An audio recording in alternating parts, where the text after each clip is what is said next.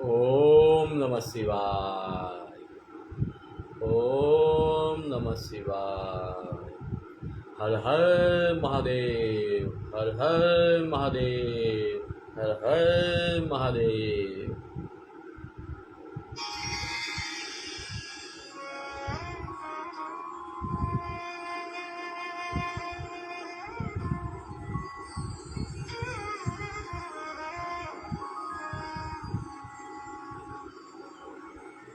वक्रतुण्ड महाकाय सूर्यकोटि समप्रभा निर्विघ्नं कुरु मे देव सर्वकार्येषु सर्वदा।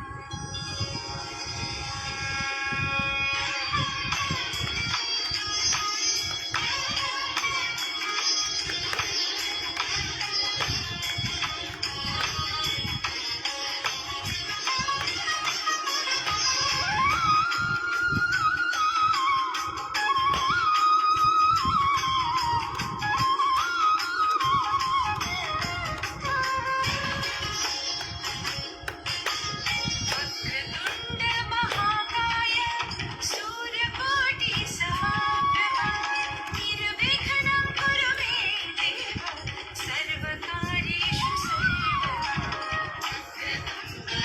सर्वदा। वक्रतुण्ड महाकाय सूर्यकोटि समप्रभा निर्विघ्नं कुरु मे देव सर्वकार्येषु सर्वदा।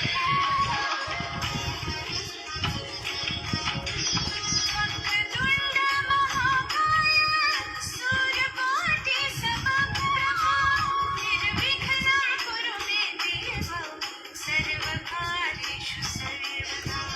वक्रतुण्ड महाकाय सूर्यकोटि समप्रभा निर्विघ्नं कुरु मे देव सर्वकार्येषु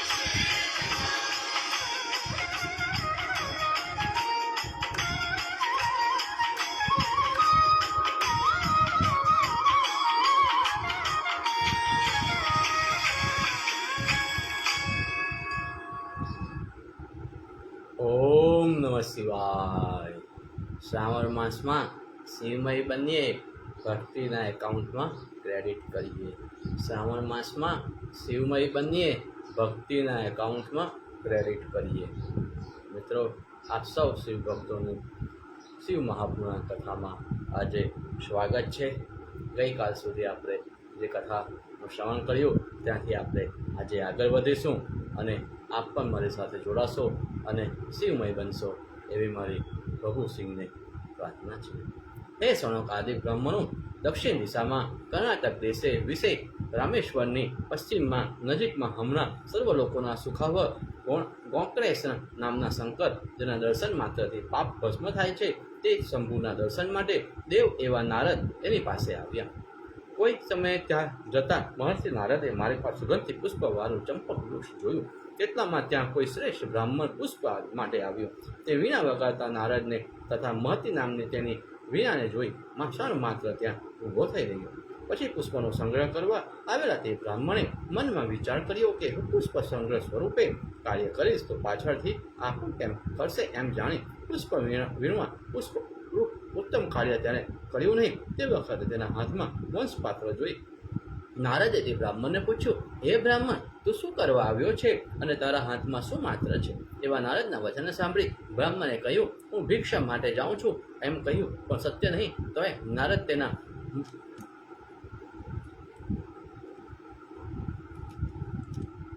તોય નારદ તેના મનનો અભિપ્રાય જાણી સિંહના મંદિરમાં જઈ તેને સૂર્ય નમસ્કાર પૂર્વક સંતુષ્ટ કરી તેના પાછા વળ્યા. તેટલામાં તે બ્રાહ્મણ પુષ્પ વીણવાનું પોતાનું કાર્ય કરી વંશપાત્રને વસ્ત્રથી ઢાંકી માર્ગ સામો મળ્યો. એટલે નારદે પૂછ્યું, તું ક્યાં ગયો હતો? નારદ વચન સાંભળી તે અસત્ય બોલ્યો કે હું ભિક્ષા માંગવા ગયો હતો, પણ તે ભિક્ષા નહીં, પણ તેથી જેવો ગયો હતો ત્યાં પાછો જ આવું છું.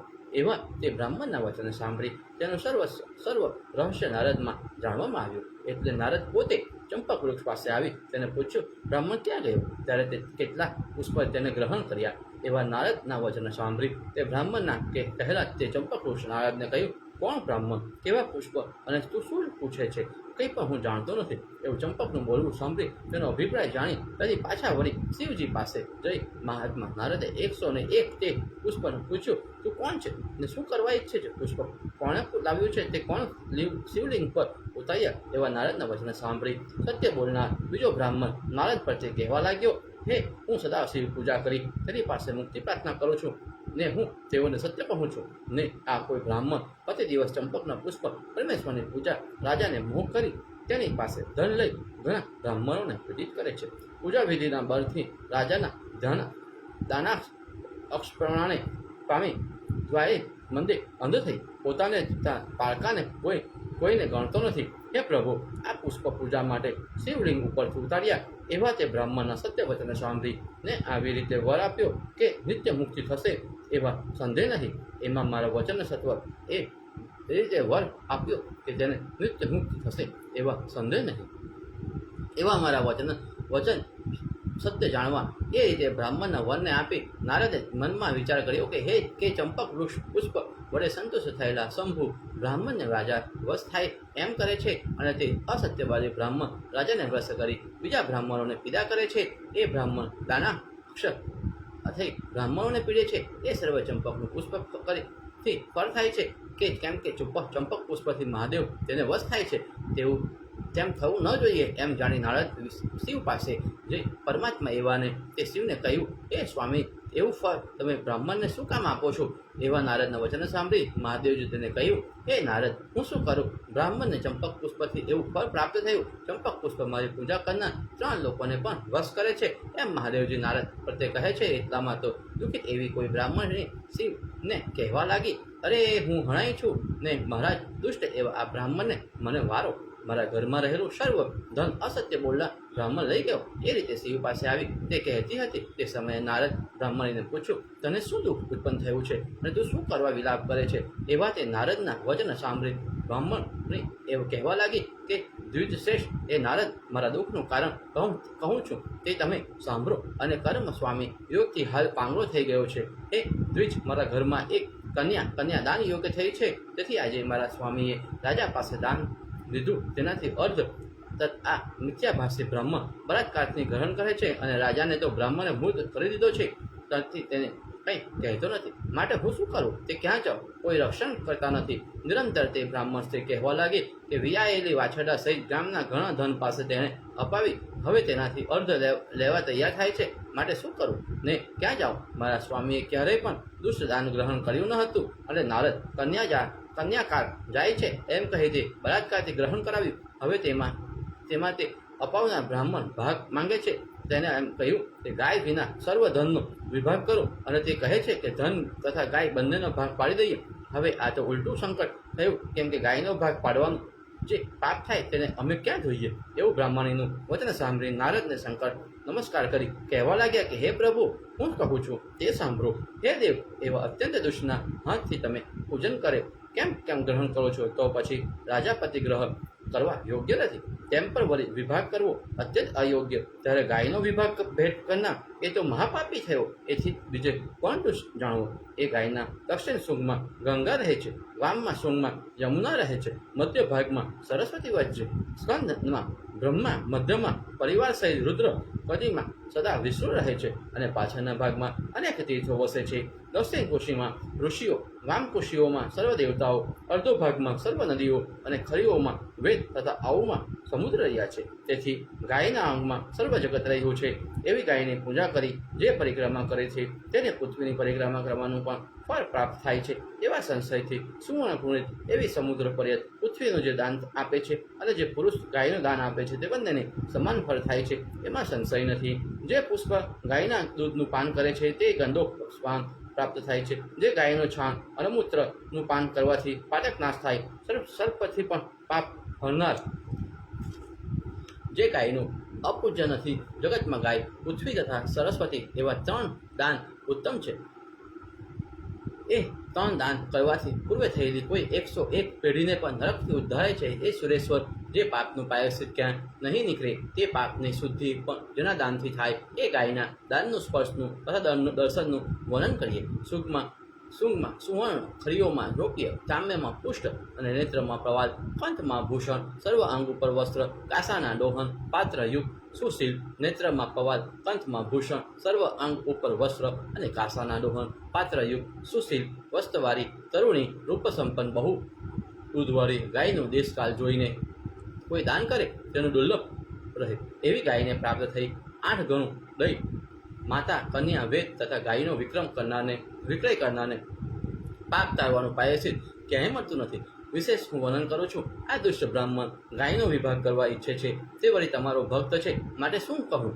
એવા નારદના વચન સાંભળી શિવે આવી રીતે તે પ્રત્યે વાક્ય કહ્યું કે હે નારદ, તું મને પ્રિય છું, માટે જેવી રીતે તારા મનમાં હોય તે તું કર, પણ તારો ભક્ત છે માટે એટલું કરજે કે મારો ભક્ત છે એટલે માટે એટલું કરજે કે પાપને ભોગવી પાછો તે સદગતિ પામે તેવી રીતે તારે કરવું. એવા શિવના વચન સાંભળી નારદે જ્યાં ચંપક વૃક્ષ હતું ત્યાં જઈ પૂછ્યું કે હે વૃક્ષ, નિરંતર તારા એક પુષ્પ કોણ લઈ જતું હતું તે તારી આગળ સત્ય બોલ. એ રીતે નારદે પૂછ્યું તોય તે ચંપક વૃક્ષે નારદ આગળ સત્ય વચન કહ્યું નહીં. ત્યારે શિવની આજ્ઞાથી નારદે તેને એવી રીતે શ્રાપ આપ્યો કે હે ચંપક, હું કહું તે સાંભળ. સત્ય પૂજામાં ઉત્તમ સાધન માટે લોકમાં ગુણવાન એવા સત્ય બોલનારને આ લોક તથા પરલોકમાં શું દુર્લભ છે? કંઈ દુર્લભ રહેતું નથી. અસત્ય ભાષણથી તું અનિષ્ટ થતું નથી, માટે અસત્ય ભાષણને લીધે તને હું શાપરૂપી ફળ દઉં છું. આજના દિવસથી આરંભથી તું શિવનું માન્ય રહીશ નહીં, અને તારું પુષ્પ કોઈ વખત શિવને યોગ્ય નહીં થાય. એવી રીતે ચંપક વૃક્ષનું કહ્યું. તેટલામાં તો મુનીશ્વરો તે દુષ્ટ બ્રાહ્મણને ત્યાં આવી ચડ્યો, અને તેને જોઈ નારદને કહ્યું કે ચંપક પુષ્પ બળથી બહેશ્વર વશ કરી જરૂરી રાજપતિગ્રહમાંથી વિભાગ કરી તે બ્રાહ્મણને તો પણ પીડિત કર્યો, માટે હાલ તું રાક્ષસ થા. એવા નારદના વચન સાંભળી ભય પામેલો તે બ્રાહ્મણ, હે સ્વામી, ક્ષમા કરો, મારી ઉપર અનુગ્રહ કરો એવી કહી નારદના પગમાં પડેલા ને તેને જોઈ હૃદયવાળા નારદે પરમાત્મા શિવનું વચન યાદ કરી તેને કહ્યું, વૈરીઓને પણ ક્યારેય મિથ્યા થતું નથી, પણ રાક્ષસપણાને પ્રાપ્ત થયેલો તે વિરુદ્ધ એવા નામનો રાક્ષસ થયો. ત્યારે મહાત્મા નારદે અનુગ્રહ પ્રતાપથી બ્રાહ્મણ રૂપે પ્રાપ્ત કરી અને તે નારદને કહ્યું. ત્યારે તે નારાયણ બ્રાહ્મણ ક્ષણ માત્રમાં સર્વ પ્રાણીને ભય કરનાર વિરાટ નામે રાક્ષસ થયો. તે રાક્ષસને જોઈ શુભ એવા ગોગણેશ શંકરને વળી નમસ્કાર કરી નારદે તેને કહ્યું, ચંપકને વશીકરણનું સામર્થ્ય છે, તેથી તે સર્વને વશ્ય કરે આવો થાય. એ રીતે ગણેશ કોકરા મહાદેવને કહી સર્વત્ર ગતિવાળા નારદ મુનિ સ્વર્ગલોકમાં ગયા. હે મુનીશ્વરો, હે સાંભળી મનુષ્ય ક્ષણ માત્રમાં પાપ મુક્ત થાય છે એવું તમે મને પૂછ્યું, તે સર્વને માટે તમે ઉત્તમ છો. અહીં આપણને આ અધ્યાયમાં ગાયની મહિમા સમજાવવામાં આવી છે. ગાય ફક્ત પશુ નથી, પણ ગાયમાં કયા ભાગમાં કયા દેવતાઓનો વાસ છે એ પણ આપણને સમજાવવામાં આવ્યો. એટલે જ આપણે ગાયને એક માતા તરીકે પૂજીએ છીએ, અને ગાયને આપણે કાયમ જ મળતાની સાથે એને વંદન કરીએ છીએ.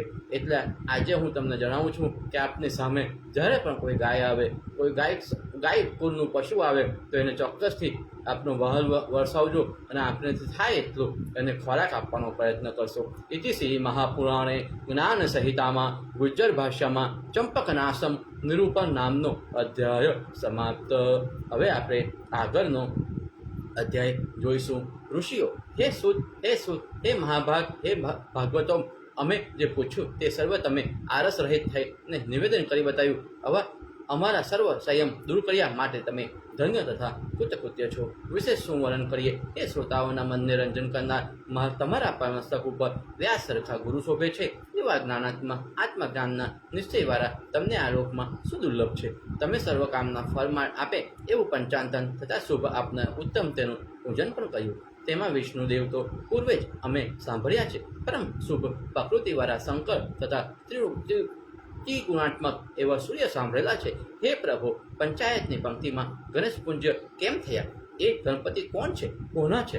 એવા બળવાન તે કેમ થયા ને મોટાઓની પંક્તિઓમાં કેમ આવ્યા? સુંદર એવું એ સર્વ કથાનક અમને કહો. એવા સોનાદિક વચન સાંભળી શુદ્ધ પ્રણાલિક તેમને કહેવા લાગ્યા કે હે મોટા ભાગ્યવાળાઓ, હે ઋષિઓ, લોકના કલ્યાણ માટે તમે ઘણું સારું પૂછ્યું, માટે ગણેશનું સ્વરૂપ જોવું એ મેં સાંભળ્યું છે તે પ્રમાણે કહું છું. પાર્વતી સાથે વિવાહ કરી શિવ કૈલાસ પ્રત્યે ગયા પછી કેટલોક વખત ગયા પછી જ્યાં જયા અને વિદ્યા નામની બે પાર્વતીઓ સખી પાર્વતી સાથે મળી વિચાર કરી તેને કહેવા લાગી, હે પાર્વતી, નંદી તથા ભૂંગી સહિત રુદ્રના સર્વગણ તથા અસંખ્યાત એવા પ્રથમ એ સર્વ રુદ્રની આજ્ઞા પાનારા છે. કોઈ આપણો નથી અને તેઓ કદી તમારા દ્વારા પણ રહે એવી શિવ આજ્ઞા પર પરાયણ કરે તે સર્વ પણ આપણા જ છે. તથાપિ આપણું મન એમની સાથે મળે નહીં, માટે હે અનધે આપણો પણ એક સેવક તમારે રાખવો જોઈએ. એવા સખીઓમાં વચન સાંભળી કાર્યના તત્વને જાણનાર પાર્વતી દેવીએ તે સખીઓનું કહેલું વચન સુંદર વચન પોતાના હિદ રૂપ જાણી માન્યું. તે પછી કોઈ વખતે પાર્વતી સ્નાન કરતા હતા તેટલામાં સદાશિવ એવા બ્રહ્મદેવ મહાદેવ દ્વાર ઉપર બેઠેલા નંદીનો તિરસ્કાર કરી પોતે અંદર પધાર્યા. તે સમયે સ્નાન કરતા એવા સુંદર રંગવાળા પાર્વતી લજ્જિત થઈ ઊભા થયા અને પૂર્વે સખી કહેલા વચનને હિતરૂપ સુખાવવા માંડ્યા. એમ થયા પછી વળી કોઈ વખતે પાર્વતીએ મનમાં વિચાર કર્યો કે મારો કોઈ પણ અત્યંત યોગ્ય સેવક થવો જોઈએ, જે મારી આજ્ઞાથી અણુ માત્ર પણ ચલયમાન થાય નહીં. એક વિચાર કરી બે હાથથી શરીર મેલ કાઢી તેનાથી યોગ્ય એવો એક પુત્ર ઉત્પન્ન કર્યો. સર્વ અવયવોમાં દોષ રહિત અને સર્વ અવયવોથી સુંદર આ પુત્રને વિવિધ પ્રકારના વસ્ત્ર આપી નાના પ્રકારના અલંકારથી શણગારી ઉત્તમ એવી તેને આશીષ આપી. તું મારો પુત્ર છો, બીજો નથી એમ કહ્યું. તે સાંભળીને ગણપતિને પણ પાર્વતીને નમસ્કાર કરીને કહ્યું, હે અંબે, હવે તમારું હું શું કાર્ય કરું? એવા ગણપતિના વચનો સાંભળી પાર્વતીએ કહ્યું કે તું મારો દ્વારપાલ થા. એમ કહી દ્વારપાલ પર સ્થાન કરી કહ્યું કે અહીં જે આવે તેને તારે અટકાવવો, તેને અંદર આવવા દેવો નહીં. એમ કઈ હાથમાં લાકડીવાળા ગણપતિને દ્વાર ઉપર સ્થાપન કરતી વખતે સુંદર એવું તેનું રૂપ જોઈ હર્ષ પામેલી પાર્વતીએ તેના મુખનું ચુંબન કરી તેને આલિંગન કરી દ્વાર ઉપર સ્થાપન કર્યા. પાર્વતીની આજ્ઞાથી હિતની ઈચ્છાથી તે ગણપતિ દ્વારા વિશે બેઠો. એ સખી સહિત પાર્વતી ઘરની અંદર સ્નાન કરવા બેઠા. એટલામાં શિવ પર દ્વાર પર આવી ગણ સહિત જ્યાં અંદર પ્રવેશ કરવા ગયા તેટલામાં તો ગણપતિએ તેને રોક્યા. તે કહ્યું કે હમણાં તમે ક્યાં જાઓ છો? માતા સ્નાન કરવા બેઠી છે, માટે હમણાં અંદર જવાશે નહીં. એમ કહી તેને અટકાવવા માટે હાથમાં લાકડી લીધી. તે જોઈ શિવે તેને કહ્યું, હું શિવ છું, બીજો કોઈ નથી. એમ કહી વળી અંદર જવા લાગ્યા ત્યારે તેણે મહાદેવને લાકડી વડે અટકાવ્યા અને કહ્યું, શિવ કોણ છે? તું ક્યાં જાય છે? શું કરવા હમણાં જાય છે? એવા ગણપતિના વચન સાંભળી શિવે તેને કહ્યું, તું મૂર્ખ છે, તું પાર્વતીનો પતિ, હું પાર્વતીનો પતિ શિવ છું, તું જાણતો નથી. એમ કહી વળી પ્રવેશ કરવા લાગ્યા ત્યારે તેને દંડથી તાંડન કર્યા. તેથી કોઢે ભરેલા શિવે પોતાના ગણને આજ્ઞા કરી, આ કોણ છે અને શું કરે છે તે જુઓ. એમ કહી ક્રોધમાં પામેલા ગણોને એ દ્વારપાલે પૂછ્યું, તું કોણ છે, ક્યાંથી આવ્યો અને શું કરવું? એમ કહી ક્રોધ પામેલા દ્વારપાલને પૂછ્યું, તું કોણ છે, ક્યાંથી આવ્યો, શું કરવા ઈચ્છે છે? એવા ગણોના વચન સાંભળી પાર્વતીના દ્વારપાલે આવી રીતે મહાદેવના ગણોને કહ્યું, તમે કોણ છો? આવા રૂપવાળા તમે ક્યાંથી આવ્યા છો? દૂર જાઓ, વિરોધી એવા તમે શું કરવા ઊભા છો? એવા પાર્વતીના દ્વારપાલના વચન સાંભળી હાસ્યભરી અને પરસ્પર કહેવા લાગ્યા કે અરે આ તે કોણ છે અને શત્રુની પેઠે શું કહે છે? એમ કહી તે પાર્વતીના દ્વારપાલ પ્રત્યે કહેવા લાગ્યા કે દ્વારપાલ, અમે કહીએ છીએ તે સાંભળ. અમે સર્વ શિવના ગણ છીએ, તેથી શિવની આજ્ઞાનું પરિપાલન કરીએ છીએ. અને પણ પાર્વતીનો પુત્ર ગણેશ માને અમે તને હણતા નથી. બીજો કોઈ હોય તો તરત જ હણી નાખીએ, માટે તો દૂર ઉભો રહે. હું શું કરવા મૃત્યુને ઈચ્છે છે? અમે તે ગણોએ કહ્યું તો પણ ગણેશે દ્વાર મૂક્યું નહીં. અને ત્યારે તે સર્વ ગણોએ મહાદેવ પાસે જઈ સર્વ વૃતાંત કહી બતાવ્યું. એવા ગણોના વચન સાંભળી શંકરે ગરાને કહ્યું, તેને દૂર કરો. યશ સંસ્થની પેઠે ઊભા રહ્યા હોય તે સ્વામી મહાદેવે કહ્યું. તેથી તે ગણો ત્યાં આવી ગણેશને કહેવા લાગ્યા કે અરે દ્વાર વિશે તું કોણ છે અને કોણ તને અહીં સ્થાપન કર્યો છે? અને આ રીતે તું તિરસ્કાર કરી કેમ જીવનને ઈચ્છે છે? અરે સર્વ દ્વારપાલ ઊભા છે, તું શું કહે છે? સિંહનું આસન ગ્રહણ કરી શિયાળ મુખ સુખ ઈચ્છે છે, માટે હે મૂર્ખ, જ્યાં સુધી તે શિવના પરાક્રમનો અનુભવનો કર્યો નથી ત્યાં સુધી તું ગર્જના કરે છે, પણ અનુભવ કરીને તે મરણ પામીશ. એ રીતે મહાદેવના ગણોએ કહ્યું તેથી ક્રોધે પામેલા ગણેશ 2 હાથમાં લાકડી લઈ એવી રીતે બોલાણા કે ગણોને તાંડન કર્યા. કહ્યું કે અહીંથી દૂર જાઓ, નહીં તો મારું પરાક્રમ તમને હું દેખાડું છું. એવા ગણપતિના વચન સાંભળી ગણોએ પરસ્પર કહ્યું, શું કરવું ને ક્યાં જવું? આપણે મર્યાદા મૂકતા નથી, નહીં તો તે શું બોલે ને શું કરે? ત્યાર પછી તે શિવના સર્વગણે કૈલાસ પર કોશ પર્યંત દૂર ઉભેલા શિવ પાસે જઈને તે પ્રમાણે બતાવ્યું. તે સાંભળી શિવે હાસ્ય કરી તે સર્વગણને કહ્યું, તમે ગ્રામ વહાર છો, નહીં તો એકલો એ તમો બધાને કેમ તિરસ્કાર કરી શકે ને તમારી સામે બોલે? માટે પરાક્રમ હોય તો જા, અને ગમે તે હોય પણ તેને તાંડન કરો. એ રીતે મહાદેવે તિરસ્કાર કરેલા તે શ્રેષ્ઠ ગણોએ પાછા ત્યાં આવી ગણેશને કહ્યું કે અરે બાળક, અમે કહીએ છીએ તે તું સાંભળ ને બાળકની પેઠે બોલ નહીં. અહીં તું દૂર જા, નહીં તો હવે અમારા પરાક્રમ જોઈશ. એવા તે ગણોના વચન સાંભળી હું તે શું કરું એમ તેમના વિચાર કરી ગણેશ દુઃખિત થયો.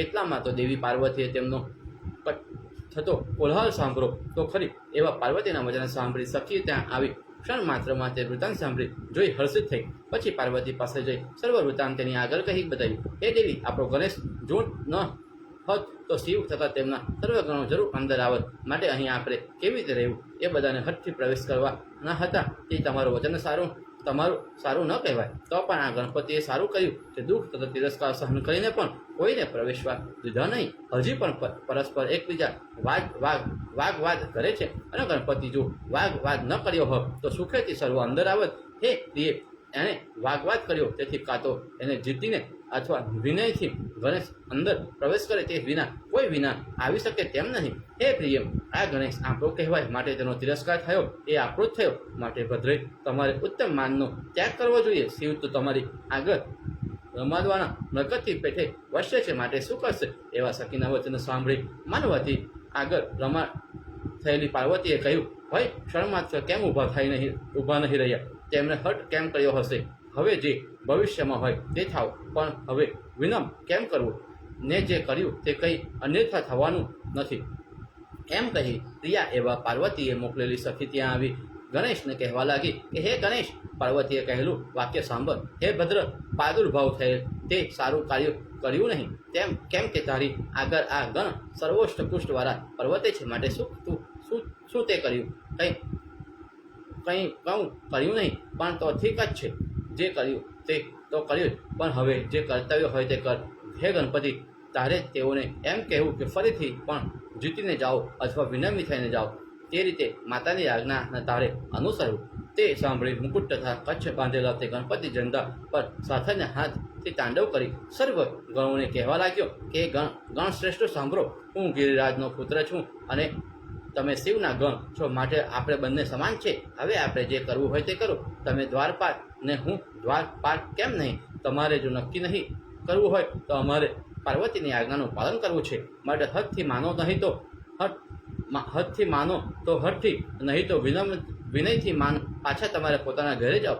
એ વાત સાંભળી તે સર્વ મહાદેવની પાસે ગયા. લજાતા ત્યાં જઈને મહાદેવને નમસ્કાર કરી તેમની આગળ ઊભા અને જે વૃત્તાંત બન્યું તે સર્વ વૃત્તાંત સાંભળી શંકરે પોતાના ગણોને આવીને એ રીતે કહ્યું કે હે સર્વ ગણો, ગણેશ પાસે યુદ્ધ યોગ્ય સામગ્રી નથી. કેમ કે આપણા પક્ષમાં હું તથા સર્વ ગણો છે, અને તે પક્ષમાં ગણેશ અને પાર્વતી બે જ છે. જ્યારે સ્નેહ કરે ત્યારે હું પાર્વતીને વશ છું, પણ અત્યારે તે યુદ્ધનો ઉપક્રમ કર્યો છે તે તો કરવો જ. એકલો એ યુદ્ધમાં આપણને શું કરશે? એમ મારા સર્વ ગણો યુદ્ધમાં વિશારદ છો, માટે યુદ્ધને મૂકીને તમે લઘુતાને કેમ પામશો?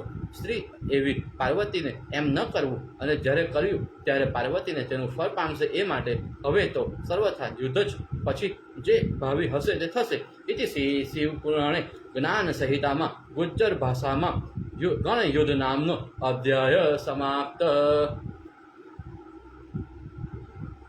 એકદંતાય જે ભગવાન ગણપતિ છે તેમનું અને શિવના ગણો વચ્ચે જે વાર્તાલાપ થાય છે, જે બોલાચાલી થાય છે, તેનો અધ્યાય આપણે અહીં સાંભળ્યો. હવે આપણે આગળના અધ્યાય ઉપર જઈએ તે પહેલાં આપ જ્યાં હો ત્યાંથી હર હર મહાદેવ, હર હર મહાદેવ, હર હર મહાદેવનો નાદ કરીએ. એ સનકાદી બ્રાહ્મણો એ રીતે શિવના કહેવાથી નિશ્ચય પ્રાપ્ત થયેલા એ સર્વગણ તૈયાર થઈ શિવના મંદિર પ્રત્યે ગયા અને તે વખતે ગણપતિ પણ આવેલા એવા તે શ્રેષ્ઠ ગણોને જોઈ યુદ્ધનો આટોટોપ કરી સામે ઊભી આવી રીતે તેઓ કહેવા લાગ્યા કે હે ગણો, શિવની આજ્ઞાને પરિપાલન કરનાર તમે સર્વ મારી સન્મુખ આવો અને બાલ રૂપ એવો હું એકલો પાર્વતીની આજ્ઞાનો પરિપાલક છું. આ રીતે હું એકલો છું તો પણ દેવી પાર્વતી મારા બળને જુઓ અને શિવના પોતાના બળને જુઓ. યુદ્ધના કુશળ એવા શિવના ગણો પાર્વતી તથા શિવના પક્ષમાં આ બાર યુદ્ધ જ બળવાન કહેવાશે, અર્થાત પાર્વતીની કૃપાથી મારો વિજય થશે તેમ યુદ્ધ પૂર્વ કરવા તૈયાર થયા હતા. પણ હું કંઈ પૂર્વે યુદ્ધ કરવા તૈયાર થયો ન હતો, કારણ કે હું બાળક છું. તો પણ અત્યારે યુદ્ધ કરું છું. વળી જય પરાજય બંને વિશે લજ્જા તમને થશે, મને કંઈ નહીં થાય. તે જય પરાજય કંઈ પણ આપણા નહીં થાય, પણ પાર્વતી અને શિવના પણ થશે.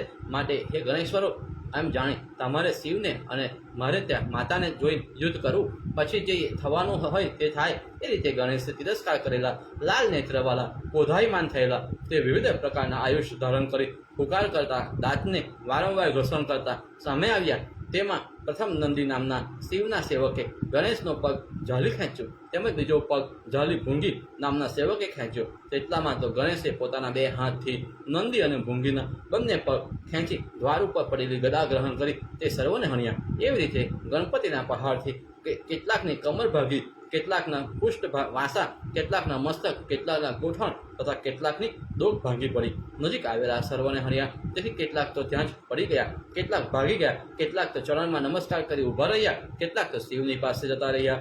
તેઓમાંથી કોઈ પણ સંગ્રામ સામે ઊભો નહીં રહી સિંહને જોઈ મૂર્ખો દિશાઓમાં નાસી જાય તે હજારો ગણ દસે દિશામાં ભાગવા લાગ્યા. ત્યારે તે પોતે ગણેશ પણ પાછા દ્વાર વિશે જઈ ઊભા રહ્યા. તે વખતે ગણપતિ પ્રલય સમયનો કાળ દેખાતા હતા.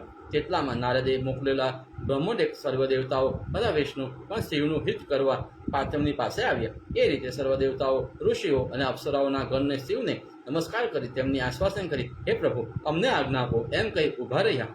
તે સમયે યુદ્ધથી હણાયેલા અંગવાળા ગણોને જોઈ મહાદેવે તે સર્વ હકીકત તેને નિવેદન કરી બતાવી.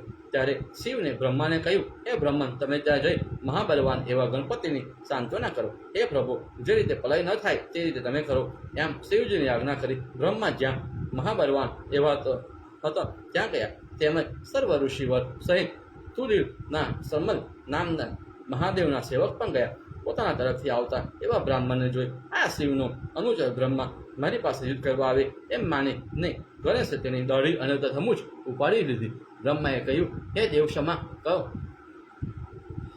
કરો, હું કંઈ યુદ્ધ માટે આવ્યો નથી. તેટલામાં તો ગ્રહણ કરી ગદાને જોઈ પલાયન કરવા લાગ્યા. તેમાં કેટલાક તો પોતાની મેરે પડી ગયા, કેટલાકને તેને ગદાથી પાડી નાખ્યા અને કેટલાકને તો ક્ષણ માત્રમાં શિવની પાસે જતા રહ્યા. તે રીતે ગણપતિ હણેલા તેમને જોઈ ક્રોધ પામેલા શિવે ઇન્દ્રાદિક ગણદેવ સહિત મુખ્ય કાર્તિક સ્વામીને તથા પોતાના ગણ ભૂત પ્રેત પિશાચદિકને સર્વને યુદ્ધ કરવા માટે આજ્ઞા આપી. શિવની આજ્ઞા લઈ તે સર્વ તરફથી યુદ્ધ માટે ગયા અને ગણપતિ સાથે યુદ્ધ કરવા લાગ્યા.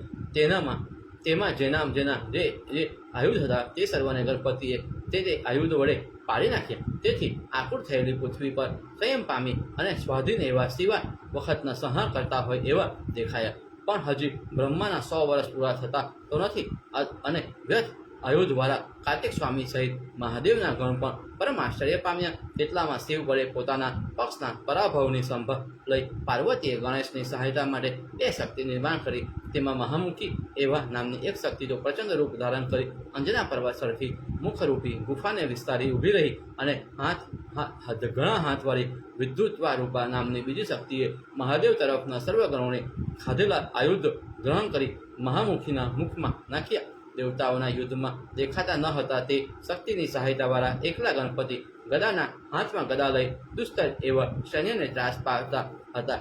પૂર્વે પર્વત શ્રેષ્ઠ એવા મદારા ચડે જેમ ક્ષીણ સમુદ્રમ મંથન કર્યો હતો તેમ એકલા ગણપતિએ હણેલા સર્વ વ્યાકુળ થયા અને કહેવા લાગ્યા, શું કરવું, ક્યાં જવું, 10 દિશાઓમાં જણાતી નથી. તે ગણેશને તો હજી જમણી ડાબી બંને તરફ ગદાને ફેરવે છે. રંભા, મેનકા, ઉર્વશી, તિતુલા આદિ બીજી શ્રેષ્ઠ પ્રસમ અપ્સરાઓ પણ હાથમાં ચંદન તથા પુષ્પ લઈ ત્યાં આવી. નારાદી ઋષિઓ યુદ્ધ તથા યુદ્ધથી ઘણી લાલસાઓ સર્વ યુદ્ધ જોવા માટે આવ્યા. ઘોર યુદ્ધને જોઈ પરમ વિસ્મય પામેલા તેઓએ પણ ગણપતિનું રૂપ જોઈને કહ્યું, બીજા કાર આ ક્યાંથી આવ્યો? યુદ્ધ થવાથી સમુદ્ર સહિત પૃથ્વી કંપાયમાન થઈ છે. પર્વતો સંગ્રામથી થયેલા શબ્દો પરિધ્વનિથી કરતા હતા. ભૌમાદિક સહિત આકાશ ચરાયમાન થયું હતું. એટલે રીતે આ રીતે સર્વ વ્યાકુલતા પામ્યા. દેવતાઓ સર્વગણ પલાયન કરી તે સમયે કાર્તિક સ્વામી સર્વને વિધિ લઈ આગળ ઊભા રહ્યા. આ પાર્વતીની સજેલી બે શક્તિઓ તેનું ઘર પણ સર્વનું યુદ્ધ નિષ્ફળ કર્યું. તેથી જેઓ ત્યાં ઊભા હતા તે સર્વ શિવની પાસે ગયા. તે સર્વએ મળી શિવને નમસ્કાર કરી આવી રીતે પ્રત્યેક વચન કહ્યું, આ શ્રેષ્ઠ ગણ કોણ છે? પૂર્વે યુદ્ધમાં સાંભળ્યા છે, હમણાં ઘણા જોયા પણ છે. તમે ક્યારેય પણ આવું જોયું નથી, તે સાંભળ્યું નથી. માટે હે દેવ, કંઈ વિચારો, નહીં તો જગતનો ભલાઈ થશે. આવા ગણોના વચન સાંભળી શિવે કોપ કરી, હવે તો મારે જ યુદ્ધ માટે જવું એવો વિચાર કરી યુદ્ધ માટે ગયા. તેને જોઈ સર્વ દૈત્ય સૈન્ય પણ શિવજી પાછળ ગયું. એટલામાં તો નારદે શિવને નમસ્કાર કરીને કહ્યું, આ ગણેશ જો જીવતો રહેશે તો દુનિયાનો ભલાઈ કરશે. માટે હે દેવ, તમારે કોઈ પ્રકારે એને તમારે હણવું. એમ કહી નારદ ત્યાં અંતર્ધ્યાન થઈ ગયા અને શિવજી સૈન્ય સહિત તેની સાથે અતિ દારૂણ એવું યુદ્ધ કરવા લાગ્યા. વળી ગણપતિને જોઈ પરમ વિસ્મય પામેલા મહાદેવે પણ વિચાર કર્યો કે કપટ વિના બીજી રીતે હણાશે નહીં. એવી બુદ્ધિનો આશ્રય કરી મહાદેવજી સૈન્યના મધ્યમાં ઊભા રહ્યા અને તે રીતે નિર્ગુણ એવા ગુણરૂપી એવા શિવને સંગ્રામમાં જોયા. વિષ્ણુ પણ ત્યાં પધાર્યા. એ માટે સર્વ દેવતાઓ તથા સર્વગણ હર્ષ પામ્યા. સર્વને સુખ આપનાર વિષ્ણુએ શિવને પ્રેરણા કરી કે હે પ્રભુ, હું ગણપતિનો મોહ પમાડીશ એટલે તમે હણજો. કારણ કે છળ કર્યા વગર દુરાસર એવો તે હણાશે નહીં. એવી મતિથી મોહ કરવામાં પરાય એવા વિષ્ણુને જોઈ બંને શક્તિ લઈ થઈ ગઈ. બળવાન એવા ગણેશ પણ જ્યાં વિષ્ણુ ઊભા હતા ત્યાં ગદા ફેંકી. શિવ પણ અનેક તરફ જોયું ને વિષ્ણુને જોયું. ત્રિશૂળ લઈ ક્રોધથી ત્યાં ગયા. તેટલામાં તો ગણેશે મહાદેવના હાથમાંથી ત્રિશૂળ પાડી નાખ્યું. તરત જ મહાદેવે પોતાનું પિનાક યુદ્ધ ધનુષ્ય ગ્રહણ કર્યું. પણ ત્યાં મહાત્મા ગણેશે ગદાથી તેને પૃથ્વી પર પાડી નાખ્યું ને મહાદેવના 5 હાથ પણ હણ્યા. અત્યારે 5 હાથ વડે મહાદેવે ત્રિશૂળ ગ્રહણ કર્યું. તે જોઈ શિવના ગણોએ અત્યંત દુઃખ થયું. ગણપતિની ગદાથી પીડિત થયેલા દેવતાઓ 10 દિશા પ્રત્યે જતા રહ્યા. એવું ગણેશનું પરાક્રમ જોઈ વિષ્ણુને કહ્યું, આ ગણને પણ ધન્ય છે. સોળિયાદીથી આ ગણ સમાન બીજો કોઈ પણ છે નહીં. મેં ઘણા દેવતાઓ, ઘણા દૈત્ય તેમજ યક્ષ, ગંધર્વ તથા રાક્ષસો પણ જોયા, પરંતુ રૂપ, શૌર્ય તથા ગુણાદિ વડે આની સમાન કોઈ નથી. કેટલામાં ગણેશે ગદા ફેરવી વિષ્ણુ ઉપર નાખી. તેથી વિષ્ણુનું ચક્ર પણ ચૂર્ણ થયું. ત્યારે વિષ્ણુએ પણ ચક્ર ગ્રહણ કર્યું. એટલે બંને પરસ્પર યુદ્ધ કરવા લાગ્યા. જેમાં ગણેશે ગદાને કટકો કરી વિષ્ણુ ઉપર નાખ્યો અને ગરુડે ગ્રહણ કરી ચૂર્ણ કર્યો. જે ઠેકાણે ગણેશ ગદા નાખે તે સ્થાનાકે વિષ્ણુ ગદા વડે શૂન્ય કરવા લાગ્યા. એ રીતે વિષ્ણુ તથા ગણેશ પરસ્પર યુદ્ધ કરતા હતા. એ જોઈને શૂળ પાણી એવા મહાદેવને ઉત્તર ભાગ વિશે આવી ત્રિશૂળ વડે ગણેશનું માથું કાપી નાખ્યું. તેને જોઈ દેવ સૈન્ય સારી રીતે નિશ્ચય થયું. તે વખતે નારદજીએ દેવી પાર્વતી પાસે જઈ તો બનેલું સર્વ વૃતાંત નિવેદન કર્યું. હે માનીને અત્યારે તમારે માનનો ત્યાગ કરવો નહીં એમ કહી કહલપ્રિય નારદના અંતર્ધ્યાન થઈ ગયા અને સુખ પામેલા દેવતાઓ જય જય શબ્દ કરવા લાગ્યા. હે ઋષિઓ, તે વખતે દેવી પાર્વતીએ જે કર્યું તે હું તમને કહું છું, સાંભળો. ઇતિ શિવ પુરાણે જ્ઞાન સંહિતામાં ગુજ્જર ભાષ્ય ગણ યુદ્ધ ભંગો નામો અધ્યાય સમાપ્ત. શિવ અને ગણપતિ વચ્ચેના યુદ્ધની વાત આપણે આજે સાંભળી અને શું થયું, કયા કયા દેવતાઓએ ભાગ લીધો, કયા કયા ગણોએ શું કર્યું તે પણ આપણે જાણ્યું. હવે આપણે આગળનો અધ્યાય પર જઈએ. એ સોનાદિક બ્રાહ્મણો, તે પછી શું થયું? ઉપાયમાન દેવીએ જે કર્યું તે પણ હું તમને કહું છું, તે સાંભળો. શિવ પણ તેનું મસ્તક કાપી દુઃખ પામ્યા. તેટલામાં તો શિવે ક્રોધ પડેલા દેવી પાર્વતીને હું શું કરું, એમ કરું, ક્યાં જાઉં, શું પલાય કરું એવો વિચાર કરી દુઃખિત થઈને હજારો શક્તિઓના નિર્માણ કરી પ્રજ્વલિત એવી તે સર્વ શક્તિઓને પાર્વતીએ નમસ્કાર કરી કહ્યું, હે માન, અમને શું આજ્ઞા કરો છો? પાર્વતીએ કહ્યું, વિચાર ન કરતા પલય કરો. દેવ, ગણ, યક્ષ અને રાક્ષસોને પણ હણો. કેમ કે મારે તો કોઈ પોતાનો કે પારકો નથી. એવી પાર્વતીની આજ્ઞા લઈ તે સર્વ શક્તિઓ સહભાગ કરવા લાગી. દેવ, બ્રહ્મા, શંકર, ઇન્દ્ર, કુબેર, કાર્તિક સ્વામી તથા સૂર્યને પણ ગણકાર્યા નહીં અને નિરંતર સંહાર કરવા લાગી. જ્યાં જ્યાં જુએ ત્યાં ખૂબ જ વાંકી અને ખંચ લંગડી તથા લાંબા મસ્તકવાળી અનેક વિકરાળ શક્તિઓ દેવતાઓને પણ હાથમાં ઝાલી મુખમાં નાખે છે. એવા સંહારને જોઈ હરિ બ્રહ્મા બીજા ઋષિઓ તથા ઇન્દ્રાદિક દેવતાઓ કહે છે કે દેવી અકાળે મહાપ્રલયના સમય વગર સંહાર કરશે કે શું કરશે એમ સંશયને પ્રાપ્ત થયા પછી તે સર્વ મળી વિચાર કરવા લાગ્યા કે આપણે હવે શું કરવું એમ વિચારી પરસ્પર કહેવા લાગ્યા કે જો ગિરજા દેવી પસંદ થાય તો આપણે સ્વસ્થ થઈએ, તે વગર બીજા સ્વસ્થ થવાનો ઉપાય નથી. જ્યારે શક્તિએ શિવની કટી ભાંગી થઈ નાખી ત્યારે દુઃખ પામી તેઓ ક્રોધમય એવી સાક્ષાત શિવ પ્રત્યે જવાનો ઉત્સાહ કરતી નથી. તેમજ પોતાનો પારકો યક્ષ કિન્નર દેવ વિષ્ણુ બ્રહ્મા અને શંકર એ ઓમાંથી કોઈ પણ પાર્વતી પાસે જવા સંમત થતા નથી. પ્રજ્વલિત એવું પાર્વતીનું તેજ જોઈ તે સર્વ દૂર ઊભા રહ્યા. એટલામાં વખતમાં તો દેવ સમાન દર્શનવાળા નારદ દેવતાઓના સુખ માટે ત્યાં આવી બ્રહ્મા વિષ્ણુ તથા શંકરાદિ દેવો તથા ગણને પણ વિચાર કરવા લાગ્યા કે જ્યાં સુધી પાર્વતી કૃપા નહીં કરે ત્યાં સુધી સુખ થશે નહીં. એમાં કંઈ પણ વિચાર કરવા જેવું નથી એમ નિશ્ચય કરી નારદિકે ઋષિઓના શિવને ના મંદિર પર જઈ જગત માતા એવા પાર્વતીને નમસ્કાર કરી તેને પસંદ કરવા માટે નાના પ્રકારના સ્ત્રોતો વડે સ્તુતિ કરવા લાગ્યા. હે જગદંબા, પ્રાકૃતિ રૂપ એવા તમને વારંવાર અમે પ્રણામ કરીએ છીએ. અપર્ણા તથા ગિરિરાજ એવા તમને વારંવાર અમે નમસ્કાર કરીએ છીએ. ભવાની દુર્ગા ભદ્રા તથા પ્રકૃતિ રૂપ એવા તમને વારંવાર નમસ્કાર કરીએ છીએ. ચંડિકા તથા કાત્યાયની એવા પાપને અમે વારંવાર નમસ્કાર કરીએ છીએ. એ રીતે નારાધિક ઋષિઓએ દેવીના અંબિકા દેવી તે સર્વને કંઈ બોલ્યા વગર ત્યારે તે સર્વ ઋષિઓને દેવીઓના અંબિકા દેવી તે સર્વ જોઈ કંઈ બોલ્યા નહીં. ત્યારે સર્વ ઋષિઓએ તે દેવીના ચરણ કમરમાં નમસ્કાર કરીને કહ્યું કે હે દેવી, અત્યારે સંહાર થાય છે તે ક્ષમા કરો.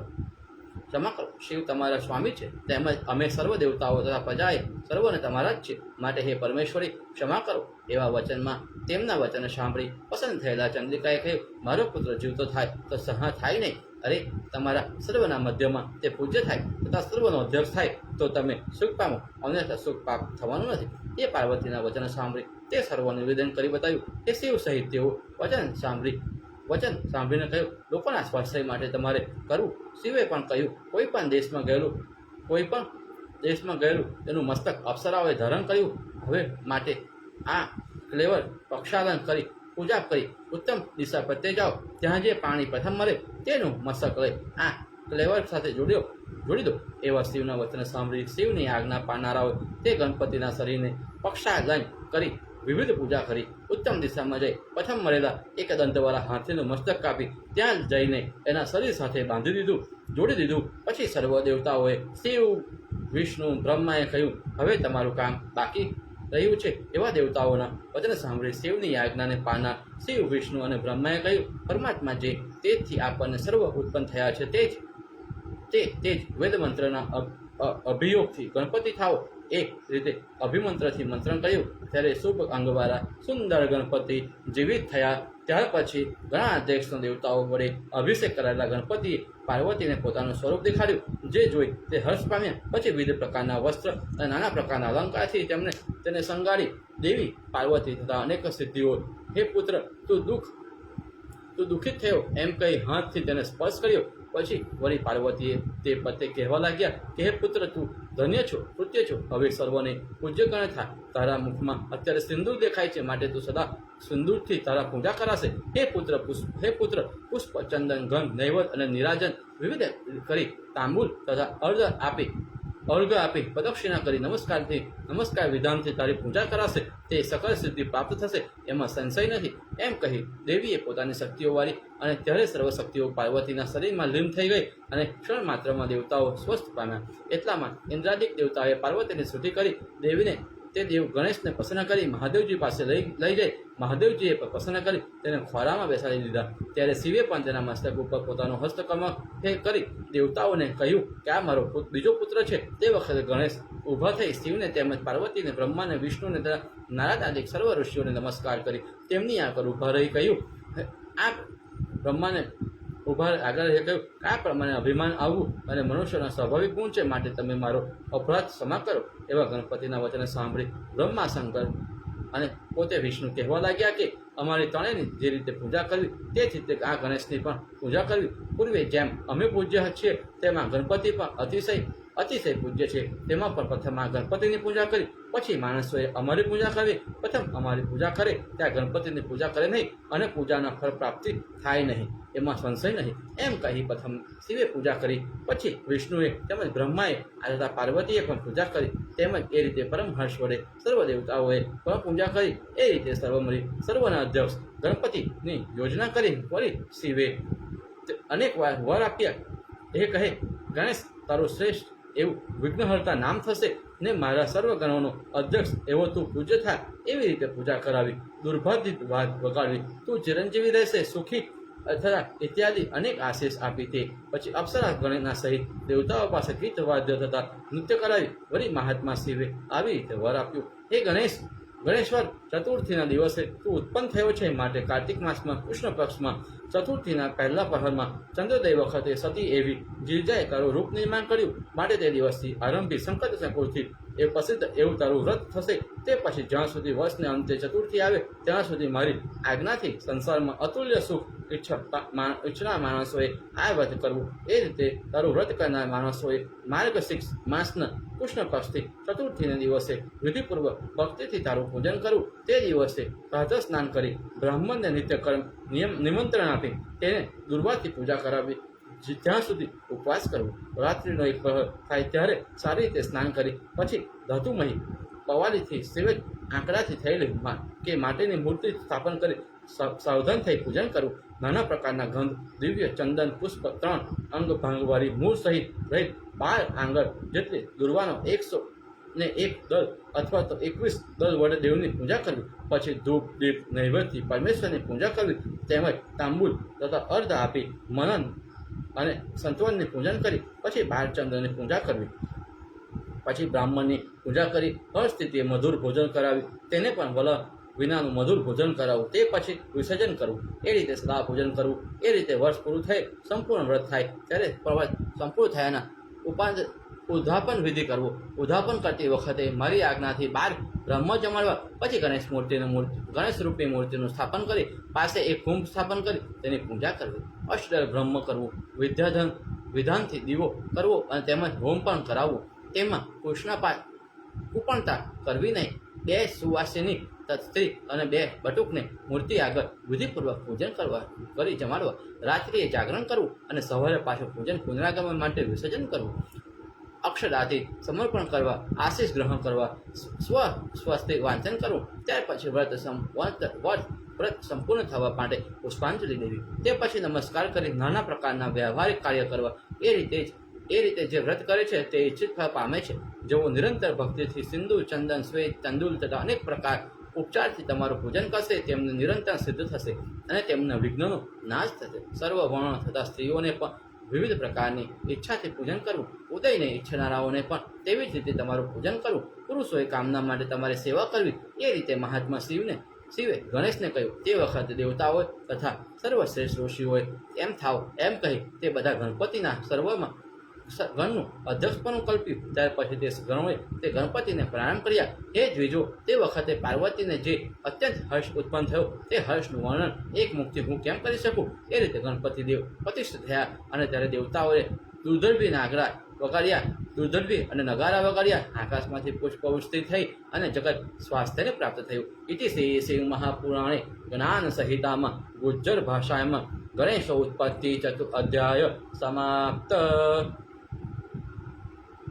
ભગવાન શિવ, પાર્વતી અને ના પુત્ર એકદંતાય ગણેશજી કેવી રીતે એકદંતાય થયા અને એમને કેવી રીતે પ્રાણીનું મસ્તક ગ્રહણ કર્યું તેના વિશે આપણે આજે સાંભળ્યું.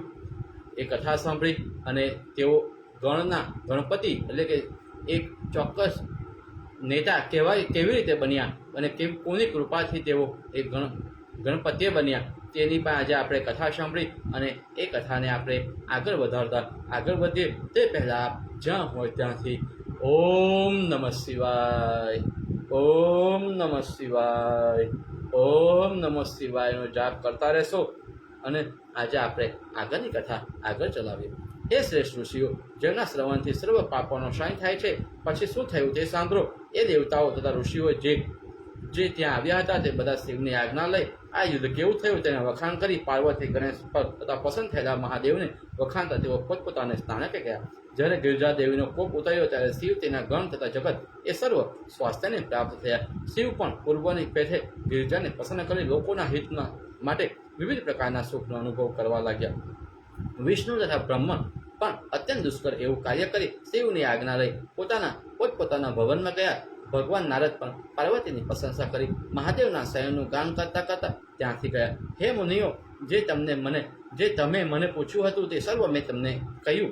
એટલામાં વળી ઋષિએ કહ્યું, એ સત સૂત ગણેશનું વૃતાંત સંભળાયું પછી બીજું પણ કંઈ નિવેદન કરો. સૂત કહે, હે ઋષિઓ, તમારે સારું પૂછ્યું માટે કહું છું.